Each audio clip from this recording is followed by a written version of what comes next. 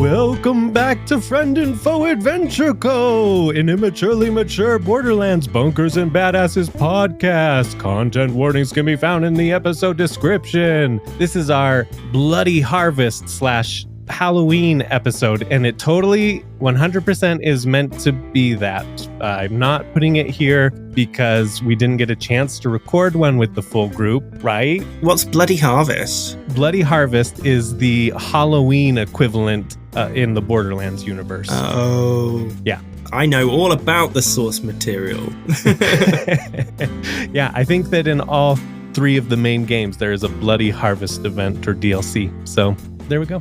Bloody Harvest. So today's episode is actually going to be our biggest flashback. It's about 10-ish years, I think. And it is with Tarquin and Lucinda. Woo! This is a frivolous fact about our recording here. This was recorded October 30th of last year. Was it actually? Was it? Yeah, almost a year from now. Like you planned it. Just like I planned it. Yep. Yeah, which is so dumb of me because there was a part of me that, like, originally I had asked Bunty to come on, Allison to come on and be Lucinda, and Phil wasn't even going to necessarily know about it. But then Phil started talking more and more about it and then wanting to, like, do the session. And I was like, yeah, we can do a prequel session, but I'm going to save it until after Lucinda's revealed. So I kept doing that. But in hindsight, I didn't need to. You make it sound like I just forced my way into your secret plans. You did. I'm okay with that. I'm just, This episode, I love it so much, not to talk it up too much, but it does fit very well with Bloody Harvest. It wasn't originally planned that way, but I guess I was planning it in October of last year, so I probably had a lot of Halloween influence. I mean, feel free to, like, just talk it up a bit. Oh, go on. Yeah, I mean, this episode is the pinnacle. Like, I peaked last year, and nobody has known it because they haven't gotten to hear it. I peaked like 3 times just recording it. Rude.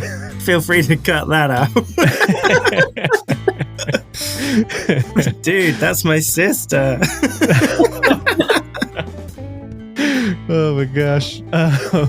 So we're going to do frivolous facts because back then we didn't do frivolous facts when we recorded this. So a frivolous fact about New Albion, where this takes place, is that it is a monarchy. So there's king, queen, there's royalty, there's titles, there's all that poshness that you would expect of monarchies. Hi, I'm Phil. I play Tarquin Britstone, the older of the Britstone siblings. A frivolous fact is that one of the popular pastimes amongst the New Albion upper classes is a game called Melch, which is kind of like lacrosse, but on horseback.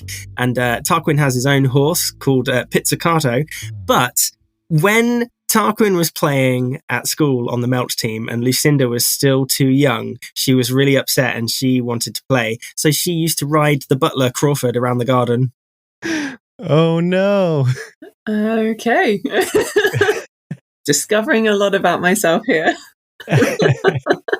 Is Pizzicato a reference to something, or like where's this name come from? I heard it in reference. It's a musical technique. It just means plucking the strings with your fingers, which sounds a bit rude when you're talking about a horse. But I reckon Tarquin heard the word also and didn't really know what it meant and just thought, hey, that's a cool name for my horse. Noise. Hi, I'm Allison. I could not remember my own name there. This is going to go really well. Nailing it. Yeah. Hi, I'm Allison. I play Lucinda. My frivolous fact is that one Cropmas, Tarquin and I collected all the dung from the stables, clearly dispensed by Pizzicato, and we dropped it down Crawford's chimney and pretended it came from Uncle Cropmas. You get what you give it. Oh no. That's so sad. Poor Crawford. I must have lost at Melch that day. It was bitter. I mean, in all honesty, Lucinda's a better Melch player, a Melcher, if you will, than Tarquin. I was only like 3rd reserve. Was Crawford a better horse? She always insisted on wearing the spurs for Crawford. I was going to say, did you get to be third reserve because our father bought the team all the horses or something? Yeah, pretty much.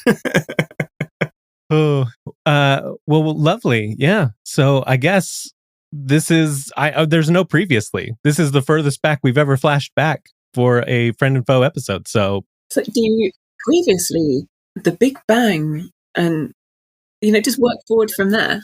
Yeah, previously on Friend and Foe Adventure Co. The Big Bang! And then all life's created. 7 days later, here we are, joining our heroes. Ooh. I have to imagine Skags are a product of intelligent design. Sorry, Ian Moss. That's Sir Ian Moss. He is titled. Without further ado, here is this first part of the episode. Probably be broken into 2 parts. If it's not now, you're going to look really stupid. Yeah, I know. Here, I'll just record 2 separate things so I can have it for sure. And without further ado, here is the episode. Here is the adventure. Oh, see, I still sound so stupid. Dunce. We flash back many, many years ago. We go down south of Alaspis and south of Pandora. Here we are in New Albion. And New Albion is a little bit of a different world. It's almost more steampunk. You've actually got motorized vehicles that run on engines, and the technology is a little bit more advanced. Maybe think like 1920s, our style, like the 20s style cars, old school looking things. But not all the areas are super civilized. Here we're going to a western region of New Albion where it is swampy. There's a truck driving on a bumpy dirt road, a woman sitting in the truck bed. She's watching the trees as they pass by. The red mangrove roots rise up like spider legs out of the swamp's murky waters. And this woman is Lucinda. I am. That's it. You don't see me. I don't have an appearance. Trench coat with lots of pockets. Nice, sensible shoes, no high heels. Yeah, like combat style boots so that you're able to move well. Yeah, exactly. Brown hair in a very sensible ponytail. You look kind of like Elsa Bloodstone from Marvel. Is your bodysuit gray and your trench coat blue, or the inverse? I think the trench coat is grey because that will conceal me in more places. And then like kind of the bodysuit underneath is blue. There's a regal blue, yeah. Very distinguished. As you're driving and staring off at the trees, you think back on your mission briefing. The head of the company, far too busy and important to personally inform you of your mission, has one of his many servants, Crawford, tell you that your father would like you to go and check in on your brother's progress. Your father is the head of this huge company, very well-established vault hunting company. Your eyes turn towards a picture that you have of your brother. You start thinking more about the mission briefing. He was sent over into this swamp region to retrieve an artifact that was stolen from a wealthy businessman in the area. It's a skull made completely out of necromite, a very rare mineral. It is said to grant the ability to bring that which was dead back to life by whoever possesses it. About a month after it was stolen, the town of Stone Point was completely decimated. There was only one survivor. They reported that it was done by an army of skeletons. So it's possible that maybe whoever stole this skull, this relic, this artifact, used it to destroy Stone Point. That's a little bit west. You're actually heading to Dirkbury, which is a little bit east of Stone Point. Not too close, but it might be in danger. But that's where your brother's search was set to start. Your mission is to find your brother and give him a little nudge and help him get the job done. He's been growing more and more unreliable as of late. I mean, and he wasn't starting from a great place to begin with. Let's be honest. Well, that's right. Like, you're twice the vault hunter he is. But they don't see it that way, right? Like, you've dedicated your life to showing that you're worthy of taking over the family business. You're the second born. That shouldn't matter. Being a woman, that shouldn't matter. Your absolute mastery in every aspect of the business is what should matter. Like, you excel at things. Not that he's totally incompetent. He's actually pretty decent when it comes down to it. He just doesn't apply himself. Exactly. So much potential just wasted. Yeah. Do you think the two of you get along very well? I wouldn't say we get along. I would say that I do love him, but he infuriates me so much. Nice. I 100% criticize him all the time with good reason, but I'm not fond of other people criticizing him. Okay. Yeah, that's fair. I'll be the critic. Thank you very much. Yeah, like I can say that. We're related. Yeah. And I'm only doing it with his best interests. Other people are just criticizing. Exactly. I want him to apply himself and excel. We share DNA. I know he can do it. Well, the old truck engine sputters as it pulls into the center of town. You've reached Dirkbury. You had hired the truck because your company driver and company vehicle were way too posh to drive in the swamp and dirty, solely the good family company car. And so you pay him the other half that you agreed to pay him. And then you get to begin your search for him. I have an offer. Okay, so you have this picture of him. Okay. But if you can guess in one try where he is, I will give you 4 badass tokens, which badass tokens are used to up any roll, like any roll at all. So if you rolled a 4, you could up it to a 8 with 4 badass tokens. Okay. I'm going to guess he's in the bar. Okay. It's like a lowly tavern. Somebody's walking by you and you stop them and ask them, is there somewhere I can get a drink around here? Yeah, right over there.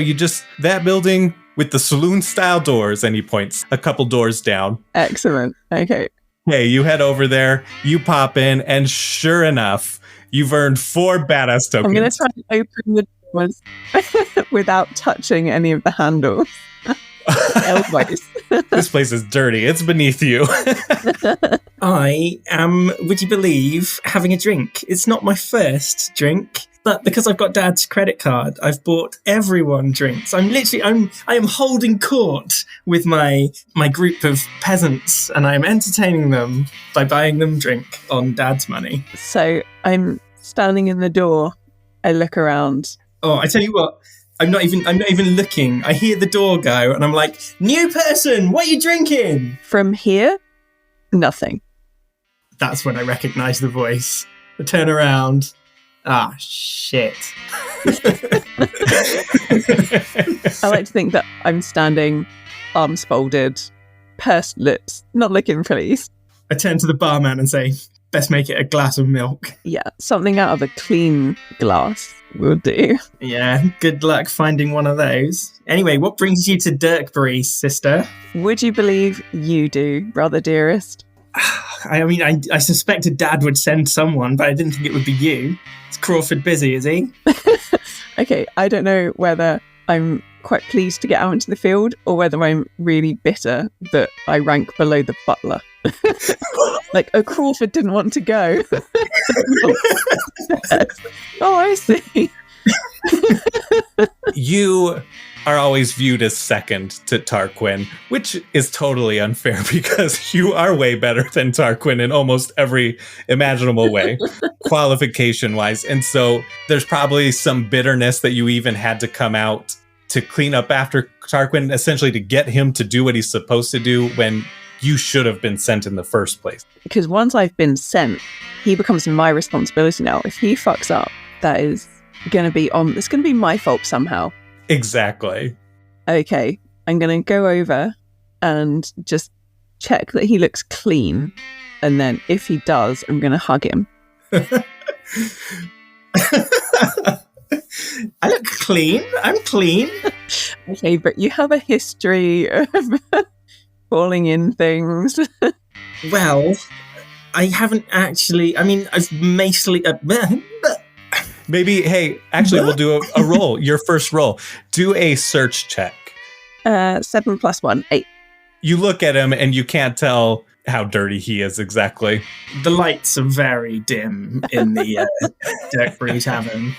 This is like the largest settlement in that region, and it's not that big and not that nice. Okay, I'm going to go for like a loving handshake. Unfortunately, I've had a few drinks, so I go in for full hug mode. Boom! That awkward, like, crushing of one of her arms into her, like, chest as you go in. Okay, when he does finally release me, I'm just going to check that I still have my purse and like my watch. I have been tricked like this before. Were you going to steal anything, Tarquin? No. No, of course not. I've grown out of that. Okay, it was 6 months ago, but... A lot can happen in 6 months. A lot of drink can be consumed in 6 months. In present time, you're probably like mid-30s, right, Tarquin? I guess. I can't remember. You're like 80, right? It's been 84 years. Yeah, you're 84 so that you can use that reference all the time. Yeah, I guess like early 30s or something. Early 30s? Okay, so this is probably like early 20s, mid-20s? Yeah, let's go for that. We don't need exact ages. No. I am old enough to drink. In New Albion, it's 18, not 21, so whatever. Yeah, so you could be 18 for all we know. I don't know. So I'm going to shoo any like stragglers who are still hanging around trying to get free drinks. I'm going to shoo them away because I want to talk to Tarquin not alone. Oh, don't get rid of Hellevander. He's my best friend. Oh, wait, no, that's not Hellevander. That one's Hellevander. One of these is Hellevander, my best friend. Roll a bossy talk check. 13 plus 8. Everybody is far too commanded. You're too commanding for them to like resist you and your order to leave, even though there's free drinks. It's quite impressive. Oh, yeah. I can clear a room, if nothing else. So it's just you, Tarquin, and the bartender. She did the same thing at my 9th birthday party. You are in the same kind of place. All right, fine. You're here. You've spoiled my fun. What do you want, Lucinda? Well, the first part, tick. I've been sent to hurry you along. Father is getting impatient. For what? For you to return with the necromite skull. The what? I've never heard of the necromite skull. Right, okay. I'm gonna like try and pat him down to make sure he's not got it on him and forgotten about it. I'm just gonna stand there with my arms open. Thinking I'm going in for another hug. You can roll a search check if you want. Oh, yeah, I could find all kinds of things. Oh, a natural 20. Oh my goodness. It's the equivalent of like a cartoon holding someone upside down and just everything. I just find everything. There's like a massive pile beside me. Yeah. You keep finding like different weapons, different boozes he's stashed. I think that's what a lot of what you find is like a lot of stashed booze, right? Like flasks and bottles, dad's credit card. I don't know where he's taken this from, so I'm going to put them back and hope before the barkeep sees it, just in case it's been purloined from here. Sensible. Okay, so no skull. Right. Is the barkeep within hailing distance? Yeah. Okay. I'm going to catch their attention and ask, how much money has he spent today? Oh, that is quite a bit. Let me check through all the tabs here. I'm furiously like trying to wave at the bartender, like, no, make it lower. Tell her lower. Knock a couple of zeros off it. Roll a stealth check. Sneak, no? Sneak. Yeah, thanks, sneak. 18. Roll me the D100. 69, baby. So what I did was I rolled 3 D100 to determine what your tab is. Okay. And I just want to say this because it's so exciting to do this. I rolled a 64, a 25, and then a 100. Hey. Yeah. Your real tab, 189. What he tells Lucinda, 69 minus that. So he takes off 69 for what he tells Lucinda. 120 is his total. I turn back to her and flash like the cheesiest grins. Like, see, it's not that bad. These prices, these provincial prices, that's like, what, 3 rounds for me and my good friends? Oh, you sent them all away. They were here. Has he paid? Well, he has the tab. We have his card. We know who to charge it to. Okay. I would like a receipt for that, please. He looks at you and looks at Tarquin. I'm like, just do it or she'll never shut up. She will ask for the manager. Okay, and he writes out the receipt and gives you a copy of the receipt, and it says the full price, 189. Okay, I'll give like a quizzically raised eyebrow. I'm just going to shrug. The bartender looks down like, oh, sorry. Okay, I will pocket the receipt because I will need that to cover the expenses. And then I'm going to hustle Tarquin out of the room. I'm just going to go with her. Yeah, you guys leave the room. You're out in the street. Okay, right. Where are you staying? I'm between accommodations right now. Right. Excellent. I was going to crash on Helavander's floor, but someone sent him away. Is there anything that looks like a hotel or an inn? A lot of bars double as the inn. Right. Is there one that looks cleaner than the one we just were in? This is the only one. Okay, we're going back in. I've just got Tarquin by the scruff of the neck in case he thinks like we're going to the bar. Oh, back so soon. Yeah, we need somewhere. We need a room for the night. And a bottle of your finest skag liqueur, please. Okay. I'll allow that. I think I can bribe you with it later. You're the best, Lucinda. That'll be 50 gold for the room for the night, and then 32 gold for the liquor. Just stick it on the tab, will you, my good man? We will take the room, which will include the room and a meal. Ooh. Yeah, good thinking, because I'm well starving, actually. Yeah. That was a really bossy way. That was like a commanding way to say that. You are so good at this, so go ahead and roll your boss talk check. Ooh, 19 plus. Plus 8, it's like 27. Like, literally, when she talks, people recoil with the bossy blather, like... Yeah, it's just like, well, of course. Whatever you want, you get it. Brilliant. You can deliver that to the room. I'm going to hold out my hand for the keys. He gives you the keys right away. Are you paying now? Yes, I don't like open tabs. Perfect. So you give the 82 gold, right?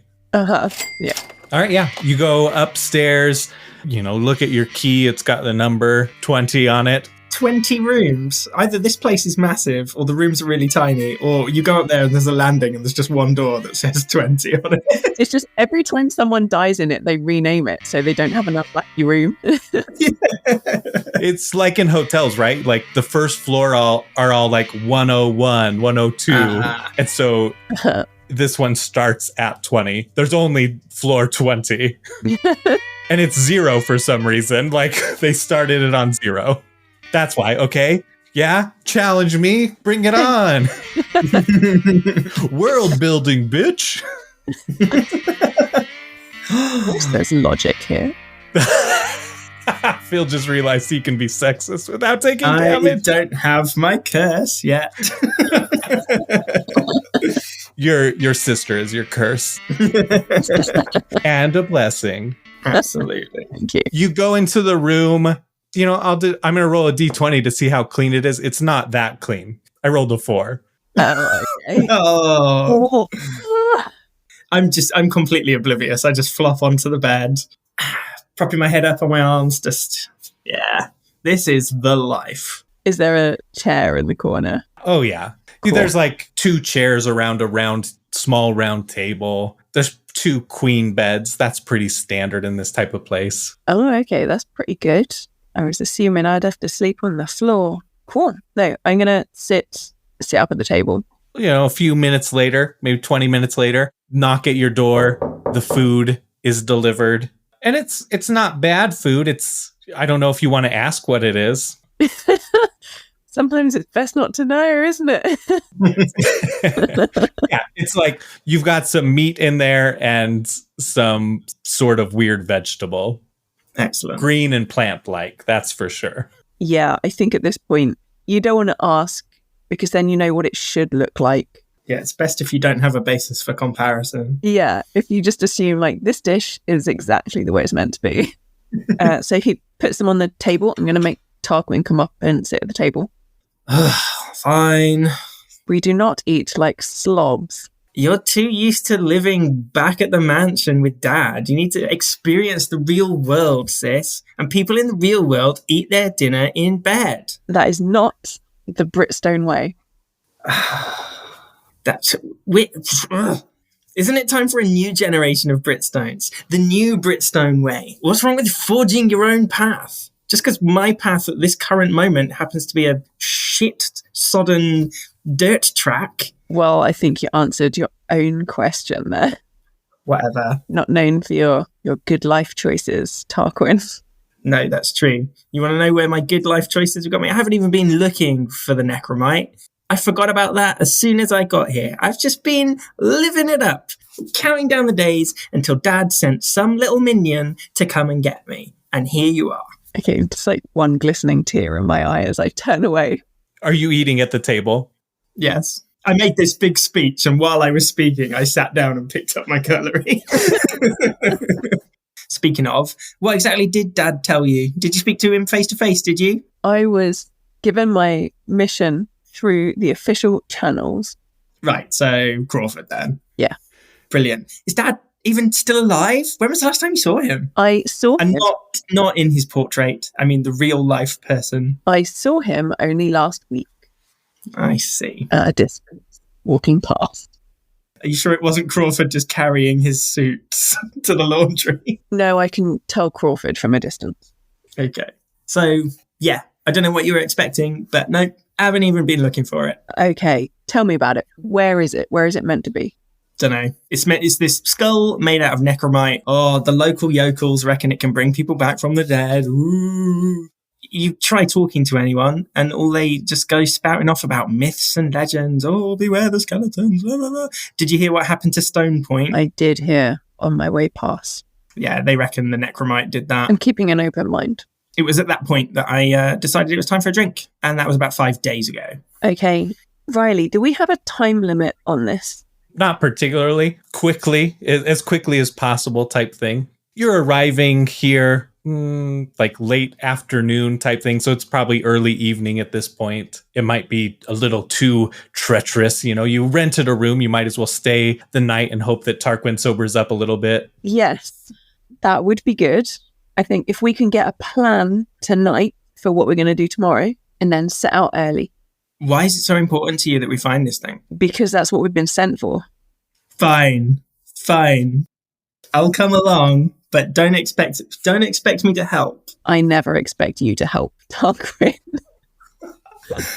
Burn. Ouch. Yeah, all right. Okay, I'm going to feel bad about that and pour you a little drink of skag liqueur, and I'm dishing that out. I drink it readily. Excellent. So I presume I have been briefed. Yeah, Bill summarized it pretty darn well. You know, like Stone Point was destroyed by an army of skeletons. You know, rumor is that it's an army of skeletons probably used the necromite skull to do it. And Okay, so somebody else has found it and is using it. yeah, well, it was stolen from some wealthy businessman. Oh, yeah, you did say that. Do they know anything about the thief? Like, was it a professional job? That's a good question. Yeah, it's pretty amateur. It looked fairly like a amateur did it, kind of a smash and grab type thing. Smashed the display case that it was in and ran out with it. Okay. It wasn't super securely, you know, they're not used to that level of crime in that neighborhood. We get classy crime. Yeah. Embezzlement is a badge of honor there.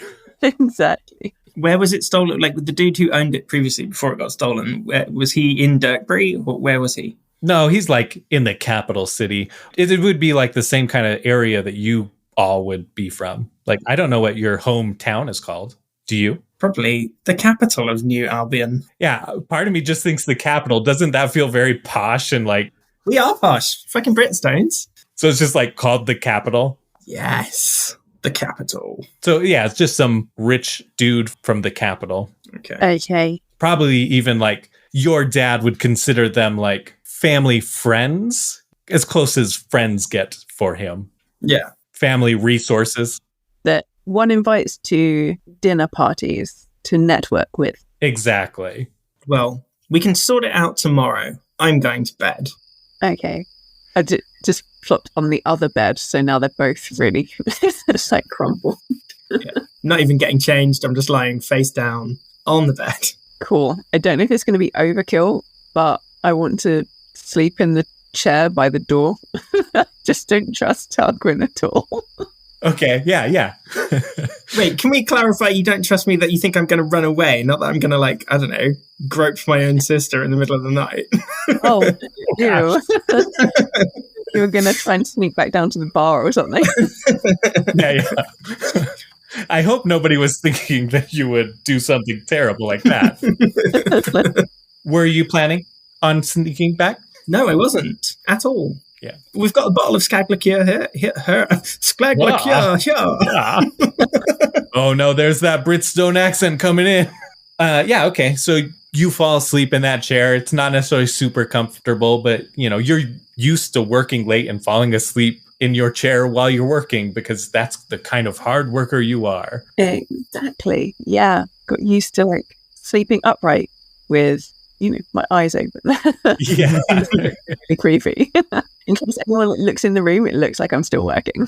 Does Tarquin sleep talk when he's that inebriated, do you think? Probably. Dad knows you're the best. Dad, the best Britstone. Little Lucinda Britstone. They're the best Fitstone for the company. Little Lucinda. Oh, this is why I secretly do quite like you. When I was really little and I wasn't allowed to go and play with all the other kids, Tarquin took me into the garden and there's a den in one of the trees. It's like a secret place where we could go and hang out, and I felt so grown up climbing that tree. Morning comes. Lucinda wakes up first for sure.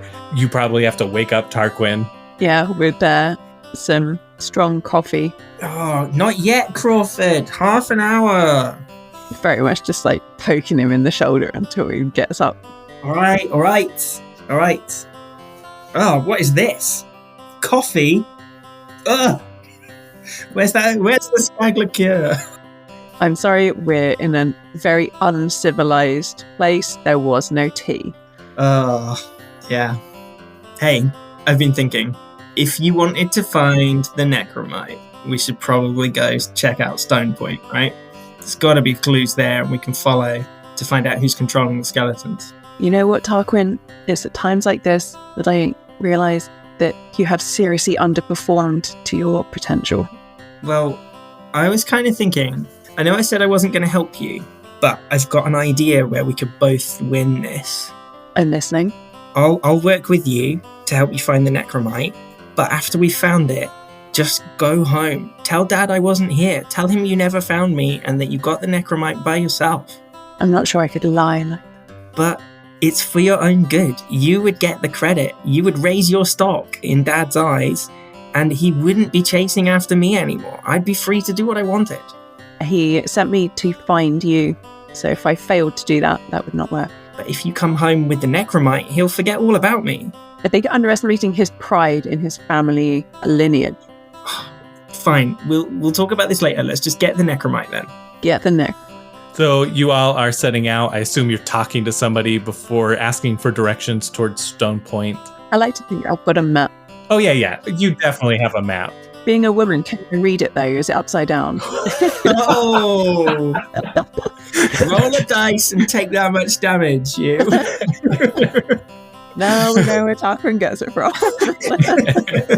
The Britstone way is the sexist way. My dad's voice in the back of my head being like, you're holding that map, bro.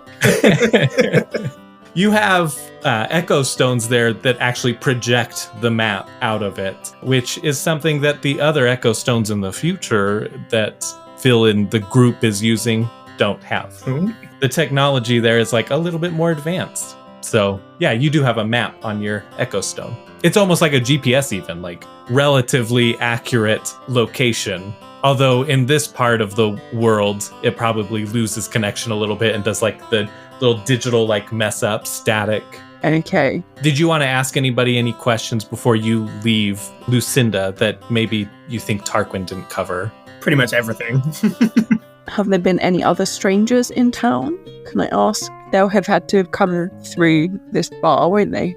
The bartender tells you, no, not many visitors here. He's the only one, and he's been here for about 2 weeks. Okay, so when he said 5 days, he'd lost. Another 7 or so. Well, I didn't want you to think bad of me, dear sister. I'd never. Did you say 5 days, actually? I did say 5 days. Oh, okay. I can retcon that. No, I think it's likely that I will have lied. Okay. Okay, so there's no strangers. Have any locals been gone, for a couple of days on business? Like stealing business? Not many people travel out from here, and it's getting less and less. I mean, with Stone Point destroyed, we would travel there, and with Scargrove destroyed about half a year ago, that was our other travel where we would trade with them. But other than those two, with both of those gone. What happened to Scargrove? There's no way to know. It was just completely destroyed. No survivors. No one to tell the tale. I'm going to look at Lucinda and just roll my eyes and be like, look, you're thinking with your logical business head on. Then I'm going to lean on the bar and say, what do you think about that skeleton curse then, mate? Oh boy, it's trouble. I'm worried that they're going to be heading this way, Did they destroy Scargrove? And then I reckon they did, probably. Yeah. Skeletons, can't trust them. You ever seen any skeletons? Ooh. I haven't. I hope I never do. Is there any graveyards around here? Like just a big old church with a massive graveyard full of fresh bones? I mean, that's just a thought. He gets really scared, like, oh my gosh, I never thought of that. They could rise up out of the church and come and kill us. Should we burn the bodies? Probably burn the church, I reckon, just to be safe. I mean, I don't think burning the church. I think, slightly out of game. In blah, blah, blah, blah. What is the kind of law? Like, would salt, stop necromancy? Like doing a salt circle or something? Or is that just tosh? No, that's an interesting thing. I think if it was a spirit or something more like satanic, then yes. But necromancy, like if it was a skeleton, they're not necessarily bound by those same laws. Okay. A lot of times the skeletons would be controlled by a necromancer or something, and so they wouldn't be like stopped by that. But if it was by itself, yeah, it probably would. Yeah, I see your point. Okay. I don't know whether to tell him to burn the bodies or whether that's an unnecessary precaution. I feel like Lucinda would go a bit overboard in preparations and be like, Yes, burn all the bodies. Just in case. Just in case, have armed guards while you're digging them up, because we don't want to make it. Yeah, I'm going to recommend he does burn the bodies. Whether he does it or not, I don't know. I think he's pretty scared. 2 towns have been destroyed. So from Dirkbury, it's like a little bit of a ways to Stone Point, and then even further west is Scargrove. So if you followed the pattern, like as you're talking about that and he's putting together pieces, it's like, well, there's Scargrove, and then east of that is Stone Point, and then east of that is Dirkbury. Shit, Oh, yeah. So that's very good logic for him to be like, yeah, let's burn them. Better safe than sorry. Okay, yeah. So 6 months in between. Well, he said Scargrove got destroyed a couple of years ago, right? It was a half a year ago. Half a year ago. I knew I heard the word year, and half a year is 6 months. As you were, Lucinda, as you were. But you would know that it was like a month and a half, 2 months ago that the skull was stolen. See, that's the point I was trying to make. So I'm thinking either the family who owned the skull have been doing it, or the Scargrove was a different thing, just like a blip something else took out all of Scarborough. What if the dude who owned it, what if it hasn't really been stolen? What if that's just a cover to throw the suspicion off him, who is some douche that's wiping out these backwater towns? I don't know why. I mean, I wouldn't put it past him. Who used to own the skull? Well, we know it's just one of Dad's work friends. Was it in the briefing? I lost the briefing many days ago. I obviously remember. Who was it? It was Randall Ferryfor. Ferryfor with an E. Yeah. Randall Ferryfor owned the skull. And what do we know about him? He's just a collector. Like, he loves to collect rare antiquities and artifacts, and is fascinated by like taking cultures and displaying them and being able to, like, that's a party conversation. There is when he hosts the parties. Oh, I've been bored by him on many an occasion. Oh, for sure. There's a chance that you two have even probably like seen the skull as he droned on and on about, oh, it was found blah blah blah blah blah. Yeah. Okay, well, let's head over to Stone Point and see what we can find out here. Yeah.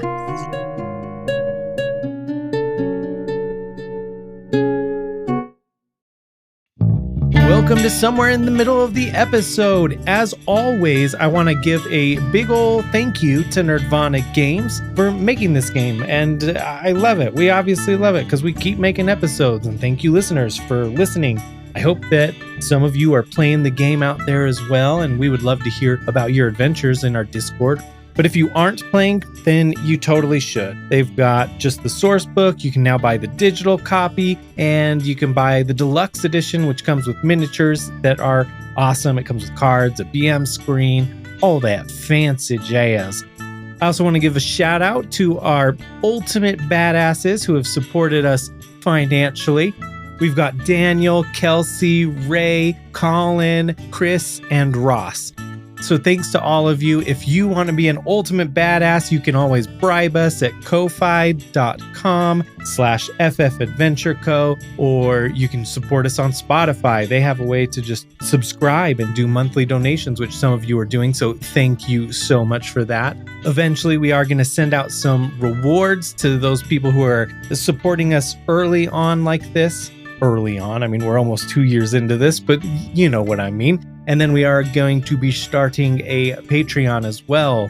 Last week's mid-show promo was for How Not to DM with Derek, and it was me, my interview, right? Oh, fancy. I hope you all enjoyed that. If you went and listened to it, if you haven't, you can still go listen to it. I mean, it's up there. It's on podcast. And there are 2 other ones that I've appeared in. A couple of months ago, I was on the RPG Goblin, and that one was really fun. That one is more specifically talking about bunkers and badasses. And then one came out between last episode and this episode, and that one is on Confessions of a Game Master, another really fun one. Some of the stories you'll hear are going to be the same, of course, but then there's also different stories, so you can check that out wherever you podcast. All right, that's it. Now enjoy the promo coming up next and the rest of the episode.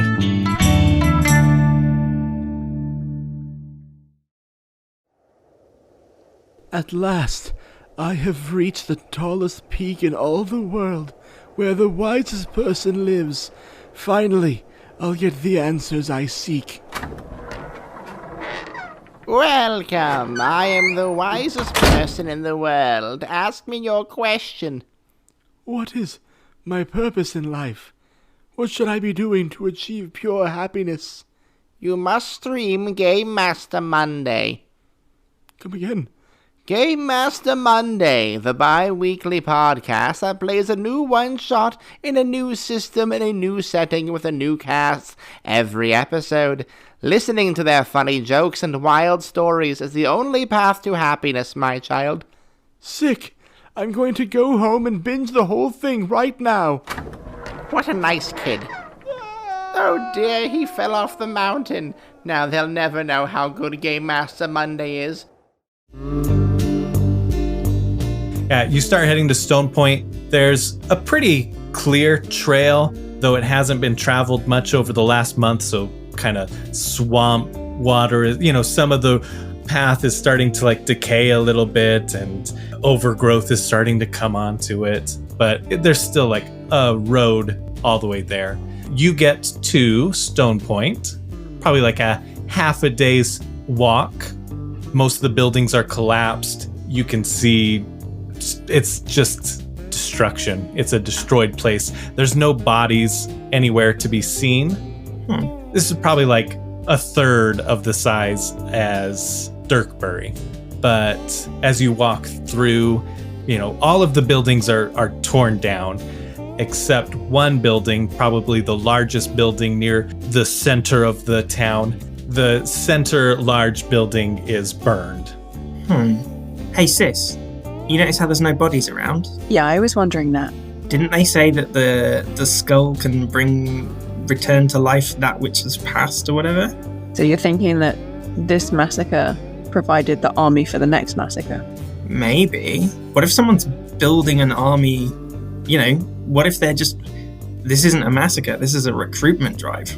Just a really shitty one. So it's a logical assumption then that whoever's got control of the skull could potentially have 2 towns worth of undead soldiers at their disposal. That's certainly a possibility, yeah. A force that size, moving, they're going to leave a trail somewhere. Can I do an insight check, please? I only got a 10, though. Yeah, you can see track marks, but that's about it. Like, Lucinda, why don't you do an insight check? I definitely... Anything Tarquin does, he says, "Oh, I checked that." I definitely just double check. Yeah. I'm like, excellent. I'll just be over here. Just think of all the hidden doors that you've missed because of me. Yeah. Oh, rolled a natural 1. Oh, no. He's like, "Look at the trail." I'm like, "What trail? Where is it?" You can't identify anything. You're just like, it's just mud. I can't tell one piece of mud from another. It's all there. You're too distracted because of how dirty it is, right? Like, you would think somebody would have just come around with a little dustpan and brush, wouldn't you? Tarquin's is good enough to like see track marks. He can't identify what they are necessarily, but if you want to roll a search check, I'll let you maybe learn a little bit more. 17. That's a good search. So you're able to like follow the track marks there. It seems like a lot of them lead to this burnt building, but you follow some of the tracks out and they'll go to like a location and there'll be kind of a bigger indent in the mud that's dried up. So like a body hole. Are we saying this is where a body came from? Maybe. Yeah, but it's not like 6 feet. It's like a very surface, like maybe a body had fallen there. From there, the same tracks that went there, and then an additional set of tracks goes back to the burnt building. And then the same tracks that you were following before, they go out to another hole and then back. And it just kind of keeps going back and forth like that to these little like body indentation locations and then tracks getting back to the burnt building. It's almost as if whoever's got the skull is walking to the dead body, bringing them back to life, and then taking them to the burnt out building in the middle, right? We got to check out the burnt out building if that's where all the tracks seem to go. I think that's a sensible suggestion. Excellent. Let's do that. Head towards the burnt out building. Can we decide on a method of entry before we get there? Oh God, you're so boring. Why can't we just... What's going to happen? You're going to do what's known as the classic Tarquin, which is bursting through the front door and shouting, "What's in here then?" You scoff, but you can't argue with a 70% success rate. I will admit, it gets results. Only 30% of the time has it resulted in my capture, my disfigurement, my humiliation. Yes. And on one very memorable occasion, as a child, glimpsing something you didn't want to see. Oh no, that's how I learned Santa wasn't real. What? Oh no, are you talking about the time I saw Crawford's junk? Because wow. Okay, well, what would you suggest? Why don't you scope out the building and see if you can find a decent way in? I just, do a circle. I was thinking maybe, if there was a back door, we could, come in from 2 different angles. This is all so moot because it is burnt down. Like it is. Oh, it's got no walls. It's got no walls. You know, like there's some framework occasionally standing. You know, like Lucinda does a full lap and like after careful consideration, I'm just going to step through this massive fucking hole. yeah, like there's the ashes and maybe parts of the roof survived in structure or some stone that was like decorative somewhere. I'm going through like the door and there's just like the wall is missing. It's just the door. Yeah, there's only the one door. It was a steel door. It survived. And they're like trying to fix the lock. I'm going to step over the wall and I'm going to throw a dirty look to my sister and say, "What's in here then?" Yeah, if you both want to roll search checks now that you're in there. 7. Or guaranteed this has some kind of basement though. Is it? So it's a massive building, the biggest building, or it was. That's definitely like a church or something. I got 11. Well, add my 1. Oh yeah, you get to add your 1. Oh, 12. Okay, well that's perfect because 12 a lot of times it'll be like 12 or 14 is the difficulty. So sometimes, like if you rolled a 14, you probably would have gotten a little bit more information than you will with a 12. What about with a 7, Riley? Come on, don't mess around. Yeah, a 7. Okay, let's start with Tarquin. You find rubble. Oh, cool. Hey, this one looks a bit like a face. With a 12, you can see some bones in there that are burnt to a crisp. Like some of it is ash, and then it'll be like a little segment of a bone or a little splinter of a bone that didn't quite burn up all the way. And that's what you find. Is this like one random person got caught in the fire? Or is this... Yeah, you can see a number of bodies, like remains in there. Oh. You can't tell exactly how many, but... Like a whole town's worth-ish? Could be. Okay, I have a question. Who was the survivor? I don't know why I didn't think of this. Who was the survivor who claimed it was skeletons? And are they a credible witness? Yeah, no, that's actually a good question. So it was a adult woman. You don't have her name or anything. It was Blind Nelly. And she didn't see or hear anything, but she had a feeling in her waters. She had a feeling in her bones. Oh. So she survived by hiding in the town hall. It sounded like a crazy, crazy story. In fact, maybe because it sounded so absurd, you didn't get the full details. Like the full details didn't get relayed to you. Okay. Because it was all like, well, skeletons and I hid. Of course, magic skeletons coming to life. Yeah. Okay. Yeah, they seemed like incoherent because they were like in shock so much. I'm just trying to work out why there are so many bones. Either all the skeletons that attacked, just once they'd attacked, they all just like crumbled, or this is the village and they were burning them. Oh, they were just burning them, and now there's a load of bones ready to become skeletons. But that was ages ago, though. Why would they leave it so long? I don't know. Maybe they're going to wait another 6 months and then just move on to the next one. Oh no, it's a different person now, isn't it? Well, maybe. Yeah. Yeah, maybe. But there still isn't a clue. This still doesn't give us an idea of what to do next. I've got it. I'm going to do a talk check. 7. Hello. Is there anyone left here?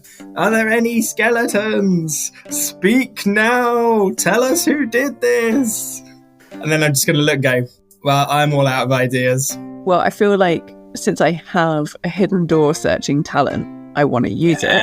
Oh, damn. Okay, yeah. Go for it. So you'll get to +6 to this because you get +5 for the hidden door and then +1 because of your regular search. Ooh, 17 plus 6. Maths, 23? Yeah, so you do end up sorting through some debris, and it's not even necessarily a hidden door in the sense that it's supposed to be hidden, but it's hidden because of all the debris. So you manage to find that, and it's just like a trap door type thing that leads down into a little bit of a cellar. Oh, well done, Lucinda. Good find. Do you remember when we were kids and there was that whole wing of the house that I didn't even know existed until you showed me where the door was? Yeah. I mean, I knew Crawford had to live somewhere, but I just assumed it was in the woods. That's how we always knew about our secret dens. The wild man of the woods. Cool. Have we got like a torch? It's daylight. It's daytime, isn't it? Oh, yeah, but it's a cellar. Tarquin's like, I don't know what you mean. It's daytime. Opens the door. Clunk, clunk, clunk. Really weird. It's nighttime down here, though. Oh yeah, cellars to go on a different time zone. Yeah, your echo stones are advanced enough that they can produce light. These things are like Swiss Army knives. They've got so many purposes. You descend into the cellar. Are you both going? Are you prepping anything? Well, it's not my Britstone way to prep anything. I am definitely armed. Okay, yeah, you've got your sniper in hand or your sword or both. I don't know. You go down there. Your echo stone is lighting the way. You don't see anything down there necessarily. There's bookshelves. There's weapon racks that have swords and maybe like the odd crappy pistol or weapon in there. All look not great quality. Maybe some like wine racks and whatnot. You check for more secret doors. I'll make sure the wine rack isn't anything nefarious. Okay, I'm definitely stopping him doing that. Glug, glug, glug, glug, glug. Okay, we're gonna have you compete to see if you can stop him. Whether he's too fast, he's like lightning when he's got a drink in sight. I just turned around, he was there 1 second, gone. Roll a d20 and then add your speed and your interact, both of you. No. Oh no, 13. I mean, I think you're gonna beat me. I rolled a 4. Oh boy. So then you get to add 5, so you're at 9. By the time she turns around, I'm already just like drinking it, flicking out the bird. I'm just gonna have a quick look at these books and just sort of scan the titles. So if it says something like demon worshipping and resurrecting the dead, I mean something along those lines. The Secret Doorway by Paul here. No, as you look at them, they look like handwritten, not necessarily journals. So as you look at them, they look like ledgers. Yeah, so this room, is it very big? It isn't, no. It's much smaller than the room above. Okay, so there is a secret door. I'm looking for it. Do it.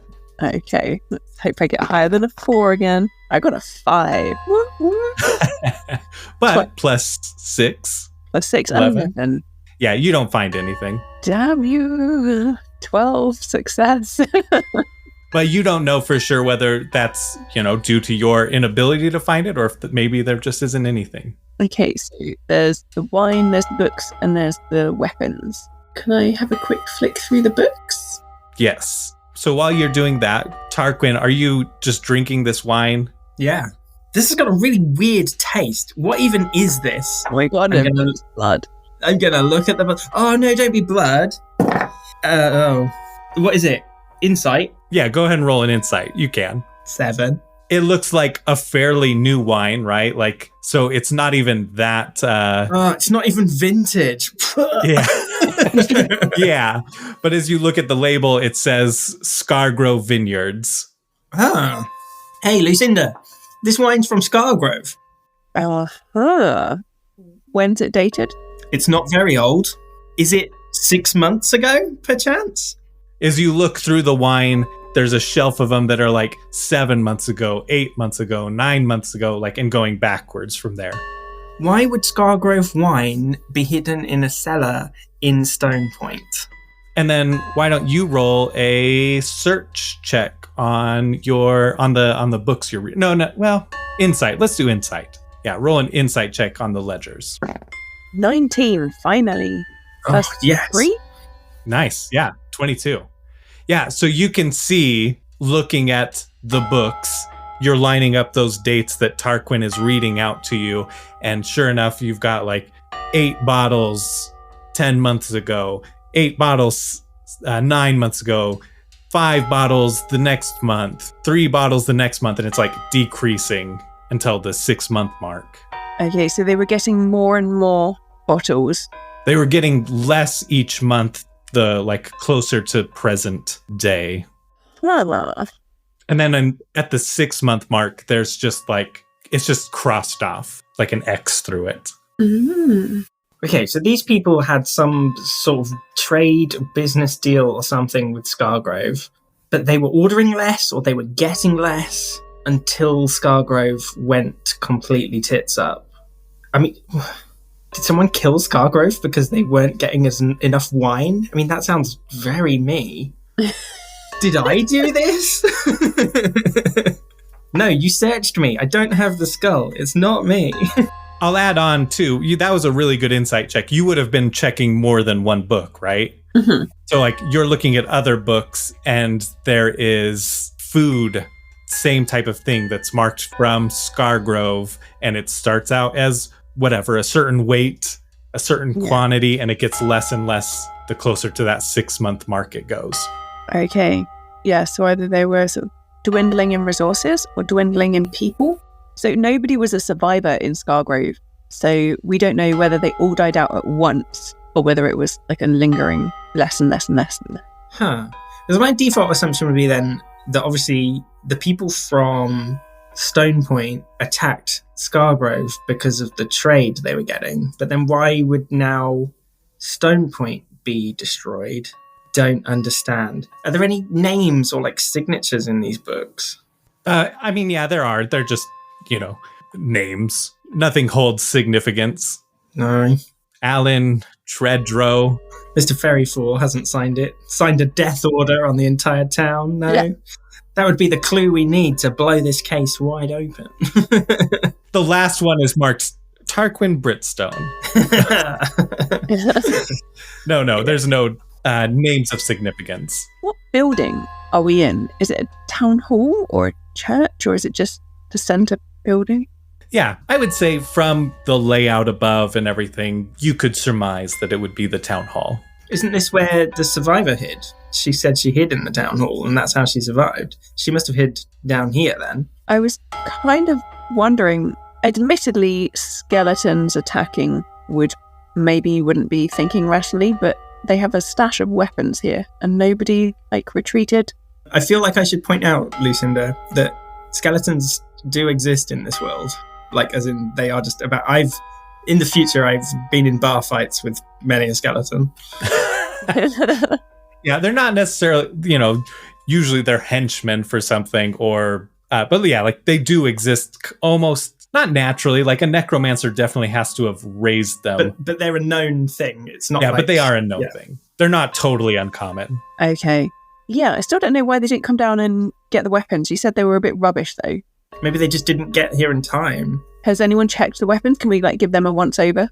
You can look at them, but they're not, you can tell they've been used at least at some point, There might be blood on the occasional one, but most of them have been, somewhat cleaned. So, there's nothing in the books, there's nothing in the wine, there's nothing in the thingies, but this room survived. Oh, it's confusing. What would Kip Kessler do? So I'm going to make sure that Tarquin doesn't have any alcohol in his hand still. I'm going to snatch that away and say, "You're not Kip Kessler. You are barely a vault hunter." Oh, no. Well, I don't see you pulling treasure left, right, and centre from this little vault we've discovered, sister dear. I mean, that's fair. I've got nothing. Oh, let's just head back upstairs. Okay, yes, there's been plenty of time for someone to surround us. Yeah, you go upstairs, nobody's surrounding you. It's just as empty as before. Whew. Okay, I think so. We need really to go to Scargrove. Yeah, I guess. In fact, well, there's no clues here. Let's go to Scargrove. Maybe here in Stone Point, their ledgers are 3 bottles of wine. Maybe in Scargrove, their ledgers are those fucking Stone Point bastards, sending their skeletons here, stealing our wine. Maybe some handy Scargrove person will have kept a diary chronicling these events to the very hour, I reckon. That's what my money's on. Yeah, did it say in the ledgers, so they were getting less and less, but did it say was there a monetary amount? Were they paying for it? Or were they giving anything in return? Not that you saw. Ah, okay. So Tarquin's theory may be more correct than I originally thought. Maybe the people of Stone Point were extorting the people of Scargrove. Yeah, maybe. Maybe they were paying tribute to them. I don't know. Let's go to Scargrove. Scargrove. Right. So you start heading west. Tarquin, you see those tracks heading west as well. Like there's a good amount of tracks that you know, from what you saw earlier, that head onto that road. But that road decays pretty quickly. And so you're going to have to kind of muck it through the water. This is a swamp. It's probably like knee-high water that you're going through. And it'll have dips and dives of that degree, like going up to your hips and then back to your knees and just up and down like that. I'm going to look at Lucinda and be like, I am not carrying you. Damn it. I'm definitely going to take my coat off and like roll it up so it doesn't trail behind me in the gunky. I'm going to look back, like I'm literally covered in shit, and I'm like, oh yeah, that would have been a good idea. Also, are there alligators around here? It's a good point, and I didn't bring it up before, but you know, like on your travels, you saw things like giant spores flying in the air. They've got 3 wings at the base of this almost like brain-like material that just creates this sphere. But those are overall very docile. They don't really attack unless you go after them if you're the attacker or threatened. Are you saying we've seen these on the way to Scargrove? Yeah, you've seen them flying in the air high above the trees. Are they common or are they only in Scargrove? Like, am I like, oh look, it's like a pigeon? They're not that uncommon here in Scargrove. It's not like there's flocks of them. It'll just be like, because one is like maybe 3 times the size of you type thing of a person. So they're not like super ginormous, but they're a good size. They're found in some other areas, but they're not found everywhere. More in like lush areas, forests and jungles and swamps type thing. You've also seen some wetland drifters, which are almost like these. Do you guys have daddy long legs over there? Yeah. Yeah. So it's like they've got 4 legs that lead up to a ball type body at the top. And then it's got 2 more legs that kind of come out and aren't as long as the other legs. But that way they can just like walk through the high waters. You've also seen some borak, which again aren't like the drifters aren't aggressive. The borak aren't aggressive either, but they have like this chitin shell and horns, long legs so that they can traverse the waters fairly easily. Almost like, I don't know what you would describe that as, like sort of dog-like, but not. Like skinnier, maybe a little more reptilian looking. Okay. So overall, from what you've seen, nothing too aggressive. Same with jabbers. Like jabbers are monkeys, and they'll hang in the trees and they'll swing from tree to tree. They don't generally go into the water unless they're like trying to get food or something from down there. But from what you know too, jabbers like can be dangerous. They've been known to like wield guns and weapons and stuff. Okay. But as far as you've seen in your travels to Stone Point, and thus far, nothing has been aggressive towards you. Okay. So there's stuff growing and living quite happily, so it's not some kind of poison in the ground or anything. No, and whatever was doing the damage was only interested in hurting people then, not the animals. Yeah. Speaking of, what will you give me if I can hit that spore with a stick? The spore's blessing to Maim you? Fine. Are we nearly there yet? yes, we are. As you get closer and closer, wading through this water, it's not as long of a trip, like as far as a trip, but it takes almost just as long because you're having to wade through this water. It's still light, but evening, sun might be setting here in the next half hour or so. As you get closer, you can sort of see a little bit of light up ahead, almost like torchlight or something, but that's quite a ways away. And in between you and that, you see a jabber in a tree. And roll me let's do search, because you're trying to see it. 19. That's a 3. I'm like, look at that jabber, and you're like, all I see is a tree. Tarquin does see this jabber, and he can tell that it doesn't look right. Oh. You can see bones on it. You can see Shit. like half rotting flesh on it, which you haven't, you've seen jabbers up to this point, but all of those were normal jabbers. And then because you rolled so high as well, I'll give you this one as well. You also see a borak that's the same way. It's like laying almost like an alligator would, where it's laying flat with the water, but you can see its little horn coming up, but you can see chunks of the chitin missing and like exposed flesh or red, green. You know, I'm going to do that. You know, when you're trying to act like everything's normal, you do that sort of talking out the corner of your mouth, like, don't panic, Lucinda, but something seems to be very wrong with the animals. Okay, firstly, I never panic. I'm like, oh my god!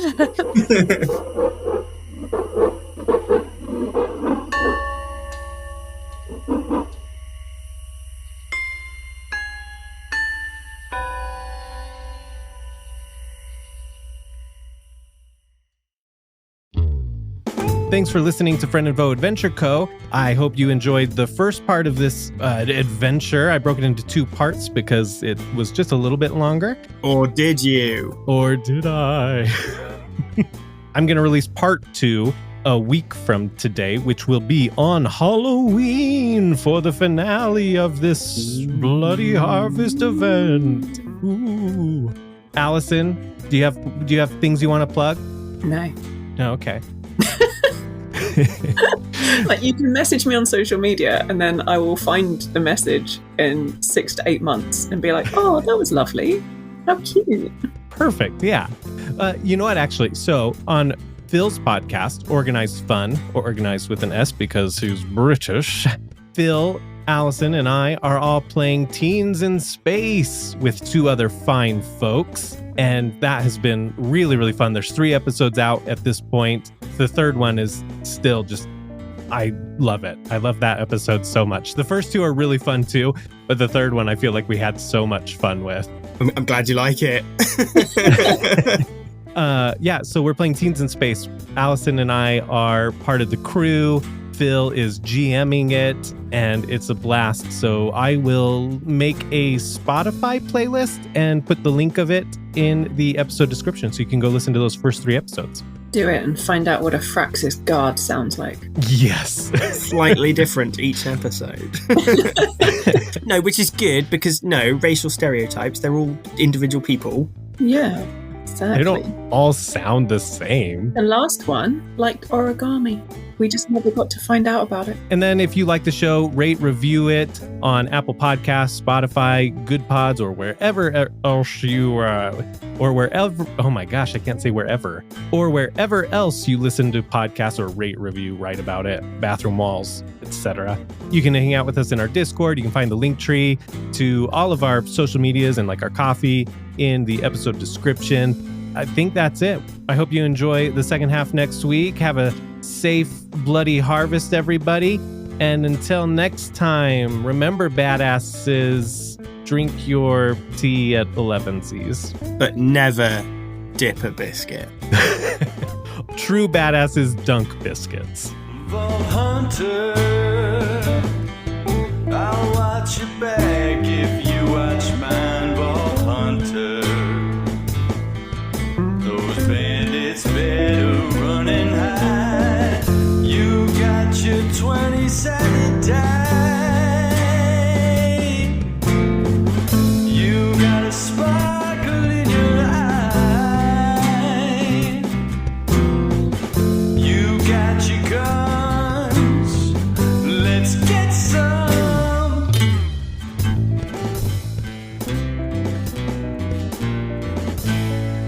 Also, one of the creepiest things I ever heard was somebody saying, you have a skeleton inside you. Just like, live in there. And I just, for some reason, that creeps me so much. It gives me the heebie-jeebies. It's just like in there.